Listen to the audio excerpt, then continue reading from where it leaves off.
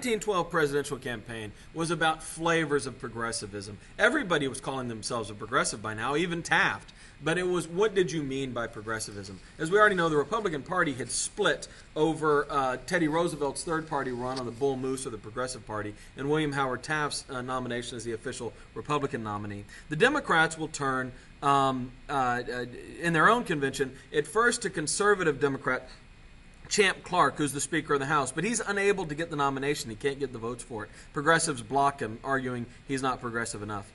They eventually compromise on Woodrow Wilson. It takes 46 ballots. They vote 46 times before they get to him. He's a political science professor at Princeton University. He's from South Carolina originally. He had been elected New Jersey governor in 1910, and he had reformed New Jersey. He was a progressive in the sense that he had gone in and fought corruption in his state.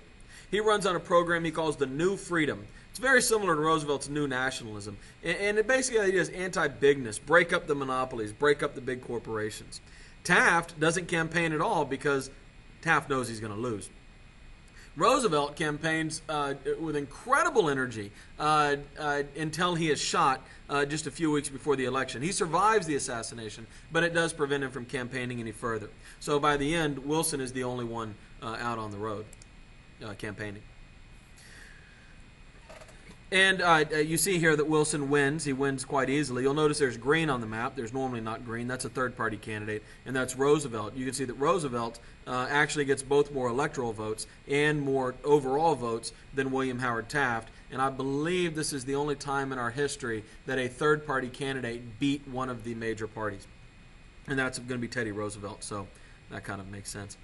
This Republican split between Roosevelt and Taft will allow Woodrow Wilson to win. If you notice, the two Republican candidates combined got more than Wilson, but it's worth pointing out many Democrats voted for Roosevelt as well. If he would not have been in the picture, it's unclear who would have won.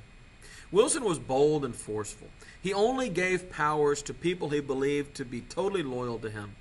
While he was president, the Democrats controlled both houses of Congress, so he was able to do pretty much what he wanted.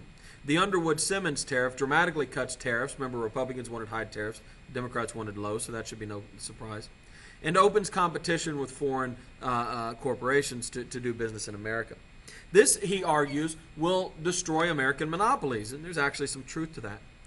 Under Wilson, we'll get the 16th Amendment passed, which allows a income tax to replace to become the main source of revenue.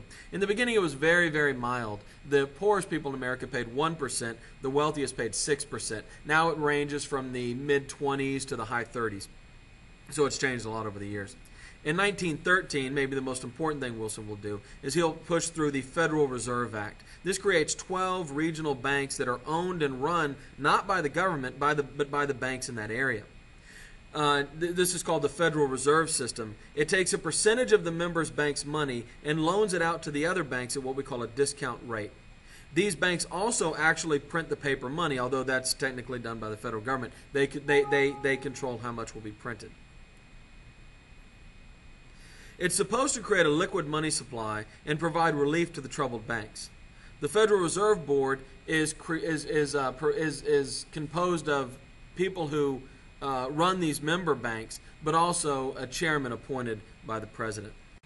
Congress also passes, creates a Federal Trade Commission whose job is to pre-approve corporate mergers and decide if two corporations joining together become one will create a monopoly or not.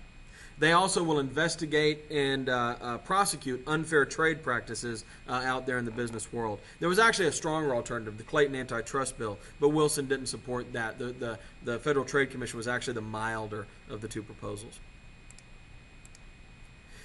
By 1914, Wilson feels the progressive agenda has been achieved. That's 2 years after he becomes president. And he rejects further moves in the progressive direction. He has no interest in expanding women's rights, dealing with race issues. In fact, it turns out Wilson was kind of racist himself. He actually removed some of the anti-segregation measures taken by Teddy Roosevelt.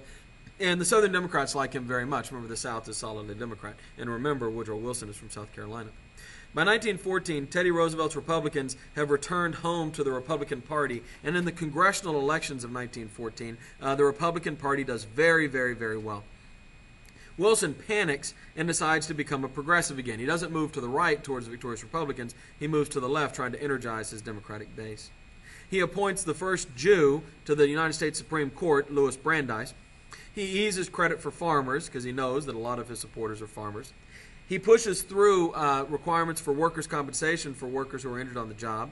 The Keating-Owen Act outlaws goods that are produced with child labor from crossing state lines. The courts actually strike this down, regulating that it's too much intervention in business. And so Congress responds by simply putting a big tax on the same goods, which the courts also strike down. And so child labor continues in America. But Wilson and the Democrats are fighting it.